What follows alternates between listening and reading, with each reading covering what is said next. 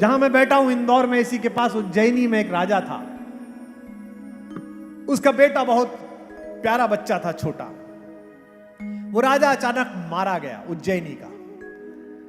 उसका छोटा भाई मुंजनाथ, वो भी बड़ा त्यागी, तपस्वी, बड़ा साधु संतों की सेवा करने वाला। जब राजा मर गया तो युवराज 5 साल का था। युवराज का नाम था भोज। नाम सुना है? सुना है नाम? जिसके नाम पर भोपाल है, भोजपाल, धारा नगरी का राजा। तो मुंज ने राज्य संभाल लिया कि जब तक ये बच्चा 15 साल का होगा, इसका राज्याभिषेक होगा, तब तक मैं चला लूंगा। 10 साल राज्य चलाया। अब जब 9वां साल आया, 9.5 साल बीते, तो जो कैबिनेट में लोग थे उनके मन में डर जागा। उन्होंने मुंज से कहा कि भाई साहब, अब तो सत्ता हाथ से चली जाएगी, भोज राजा बन जाएगा। और भोज बड़ा लोकप्रिय था, बड़ा हैंडसम था, बड़ी अच्छी तलवार चलाता था, बड़ा न्यायप्रिय था, कविताएं लिखता था संस्कृत में। मुंज के मन में लोभ आ गया, ओनरशिप। ये पृथ्वी मेरी है, मैं कैसे दे दूं? आप कहते हो ना ये 2000 का नोट मेरा है। अरे भाई साहब, आपका है ही नहीं। आप बाजार सामान लेने गए, आपने उससे कहा कि 2000 रुपए की ये चीज दे दे, मिठाई दे दे। आपने 2000 रुपए दिए, उसने मिठाई दे दी। कहां है नोट? गया। हाथ में क्या है? मिठाई। मिठाई उसके पास थी, जिसका ओनर वो था। अब उसके हाथ में क्या है? नोट। और आपके हाथ में क्या है? मिठाई।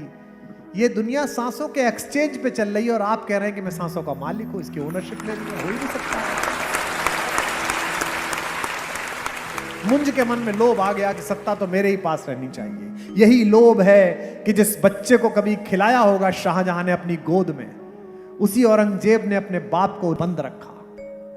सोच के देखिए। यही लोभ है जिसमें अखबार में खबर छपती है कि संपत्ति विवाद में सोते समय 2 बेटों ने बाप को कुल्हाड़ी से काट दिया। यही ओनरशिप का लोभ है जिसमें दांपत्य संबंधों में, पारिवारिक संबंधों में एक दूसरे की हत्याएं की जा रही है।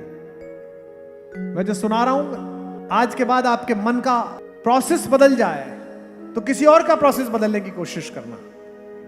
मुंज ने कहा कि अच्छा ऐसा करो, इसको मार देते हैं। उसने अपने सबसे विश्वास पात्र सेनापति को बुलाया और कहा कि तू ना राजकुमार को जंगल ले जा, शिकार खेलने के बहाने।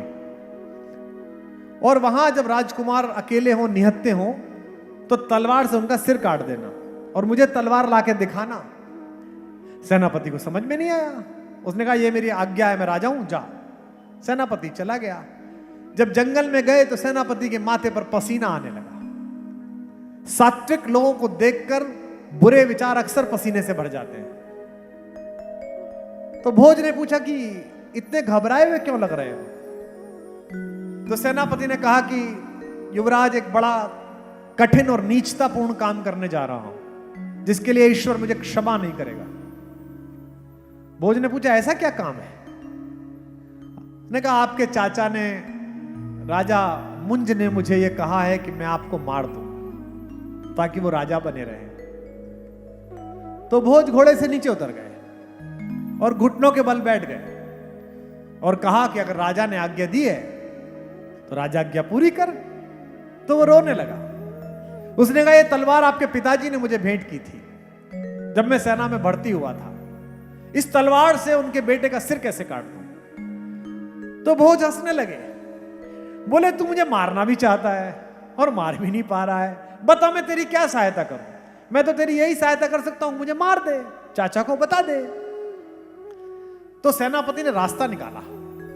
बोला एक काम करिए, ये धार की पहाड़ी पार करने के बाद मेरी एक बहन रहती है, और आप तो वैसे भी साधु स्वभाव के आदमी हो, आप तो कहते भी मुझे साधु बनना है, मुझे सन्यास लेना है। आज ही से सन्यास शुरू करिए। आप मेरी बहन के घर रहिए और वहां से आगे निकल जाइए हिमालय। आप भी बच गए। बोले तू क्या करेगा? बोले ये जो हमने अभी शिकार किया है, इसके खून को मैं लगाकर तलवार पर राजा को दिखा दूंगा कि आपको मार दिया। बोले ये ठीक है, जा, मैं तेरी बहन के घर विश्राम करता हूं। तो बोले एक सेकंड सुन, मेरा चाचा तुझसे पूछेगा कि जब मैं मर रहा था तो मेरे मन में क्या था।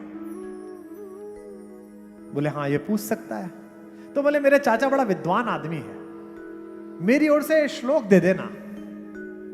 उसने भोजपत्र उठाया, एक लकड़ी ली और जो पशु मारा गया था उसके खून में डुबो के श्लोक लिखा और राजा मुंज को पहुंचा दिया।